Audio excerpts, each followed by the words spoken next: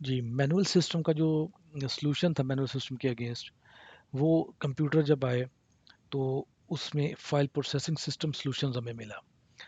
इसमें क्या होता है फ़ाइल प्रोसेसिंग सिस्टम में आपका जो प्रोग्राम है वो डिफरेंट सर्विसेज परफॉर्म करते हैं एंड यूज़र के लिए, जिस पे रिपोर्ट्स वगैरह सब कुछ बनता है।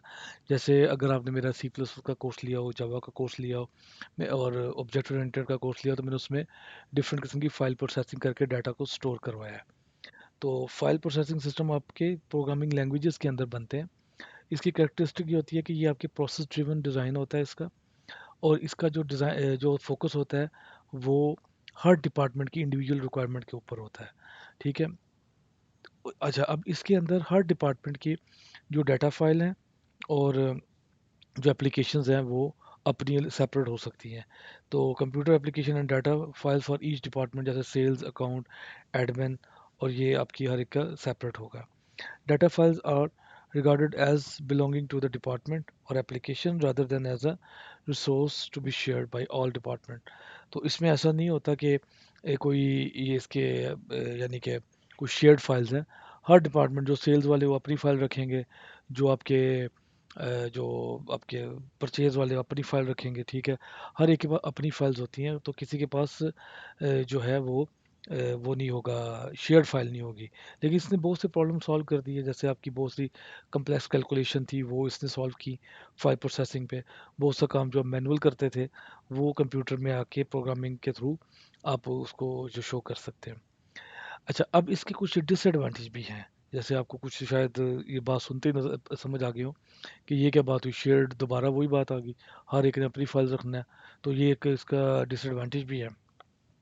डिसएडवांटेज सबसे बड़ा ये है कि जो आपने प्रोग्राम लिखा होता है ना, जो भी जिस लैंग्वेज में या सी प्लस प्लस में, जावा में, तो वो डाटा के ऊपर डिपेंडेंट होता है, यानी कि प्रोग्राम डाटा डिपेंडेंस होती है। हर प्रोग्राम अपनी डाटा फाइल को मेंटेन किए होता है। तो आप ये नहीं कर सकते कि उससे आप वो काम आप अलहदा निकाल लें और प्रोग्राम आपका अलहदा अलहदा बना और फाइल अलहदा पड़ी हो। अच्छा, डुप्लीकेशन ऑफ डाटा भी बहुत सी होगी। जब हर डिपार्टमेंट अपने पास अपना डाटा रखेगा तो वही चांस इसके अंदर है।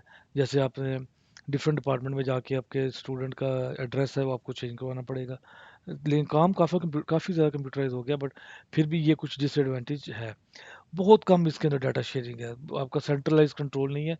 कर सकते होंगे किसी ना किसी तरह आप शेयरिंग कर सकते हैं, लेकिन फुली सेंट्रलाइज कंट्रोल नहीं है।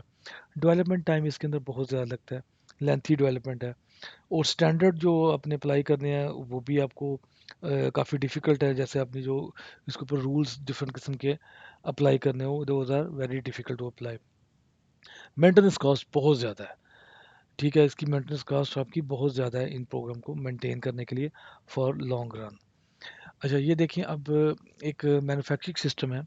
इसमें ये आप देखें, ये ऑर्डर डिपार्टमेंट है और ये अकाउंटिंग डिपार्टमेंट है। अब इसने भी कस्टमर का अपना मास्टर डाटा रखा हुआ है, ऑर्डर वालों ने भी, अकाउंटिंग वालों ने भी मास्टर रखा हुआ है डाटा। तो ये क्या हो रहा है, यहाँ पे डुप्लीकेशन ऑफ रिकॉर्ड हो रहा है। अकाउंट वालों को भी कस्टमर इन्फॉर्मेशन चाहिए है और ऑर्डर वालों को भी चाहिए कस्टमर इन्फॉर्मेशन। सो यहाँ पे आपकी डाटा की डुप्लीकेशन आती है। अच्छा, इसके अंदर जो हमने एक टर्म देखी है डाटा डिपेंडेंसी, वो अब हम डिस्कस करते हैं कि वो डाटा डिपेंडेंसी की प्रॉब्लम क्या है। Each application programs must maintain their own data, ये डिपेंडेंसी में ये प्रॉब्लम आता है। ईच ऐप यानी कि हर एक डिपार्टमेंट को या हर एक प्रोग्रामर को अपना डाटा को मेंटेन करना पड़ेगा।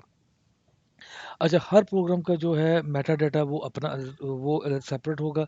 Each application program need to include code for the meta data of each file. और हर जो है ना एप्लीकेशन की अपनी जो प्रोसेसिंग रूटीन होगी। यानी कि प्रोसेसिंग रूटीन क्या है आपकी, reading, writing, insertion, updation, deletion. इसके लिए हर एक को अपनी रूटीन लिखनी पड़ेगी अपने स्टाइल के साथ। और इसके बाद lack of coordination of central control. जब आपका प्रोग्राम डिपेंडेंसी आएगी, डिपेंडेंट होगा डाटा के साथ, तो सेंट्रल कंट्रोल तो हो ही नहीं सकता। और कोई फाइल का स्टैंडर्ड फॉर्मेट नहीं है। हो सकता है मैंने फाइल सेव की हो कोमा सेपरेटेड, दूसरे डिपार्टमेंट कहता है हमने डैश सेपरेटेड फाइल सेव की हो, कुछ कहते होंगे हमने हमारा डाटा स्ट्रक्चर डिफरेंट है। तो आपका कोई स्टैंडर्ड फॉर्मेट नहीं है इसके अंदर। अच्छा, दूसरा जो इसमें प्रॉब्लम था रिडंडेंसी का, उसमें क्या है जी, आपकी बहुत जब रिडंडेंसी होगी तो बहुत सा डाटा डुप्लीकेट भी होगा। और जब डुप्लीकेट होगा तो आपको मेंटेनेंस के जो है वो प्रॉब्लम आएगी। डाटा डुप्लीकेशन के अंदर अगर आपने एक जगह अपडेट करना है तो हर जगह आपको अपडेट करना पड़ेगा, एक यानी इनकन्सिस्टेंसी इसके अंदर आएगी। तो जो है आपकी डाटा इंटीग्रिटी जो है ना वो कंप्रोमाइज़ होती है अगर आपकी डाटा रिडंडेंसी हो। इन सारी टर्म्स को हम डाटाबेस में जाके वेरी डिटेल में देखेंगे कि कैसे ये जो रिडंडेंसी है वो हम रिमूव करते हैं। तो इन सब प्रॉब्लम्स का मैनुअल का और जो इवन कंप्यूटराइज करने के बाद भी फाइल प्रोसेसिंग जो सिस्टम है उसका सलूशन जो है ना वो डाटाबेस अप्रोच है, जो कि अब हमारा नेक्स्ट टॉपिक होगा। इसमें क्या है, इस अप्रोच के अंदर आपकी central repository of share data, आपकी डाटा जो डाटा होता है, जो शेयर डाटा होता है वो एक सेंट्रल जगह पे पड़ा होता है। और डाटा के जो मुख्तलिफ कंट्रोलिंग एजेंट्स होते हैं, जो सॉफ्टवेयर होते हैं, सर्विसेज होती हैं जो कि इनको कंट्रोल कर रहे होते हैं। और उसके बाद एक सेंट्रल आपके स्टैंडर्डाइज कन्वीनियंट फॉर्म होती है डाटा की, एक स्टैंडर्ड बना हुआ है, उस स्टैंडर्ड के मुताबिक ही आपका डाटा जो है वो मेंटेन और सेव किया जाता है। और इसके लिए जो आपको रिक्वायर होते हैं वो कहलाते हैं डाटाबेस मैनेजमेंट सिस्टम्स, आपको रिक्वायर्ड होते हैं जो कि इस सारे डाटा को मैनेज करते हैं। तो let move to our next topic.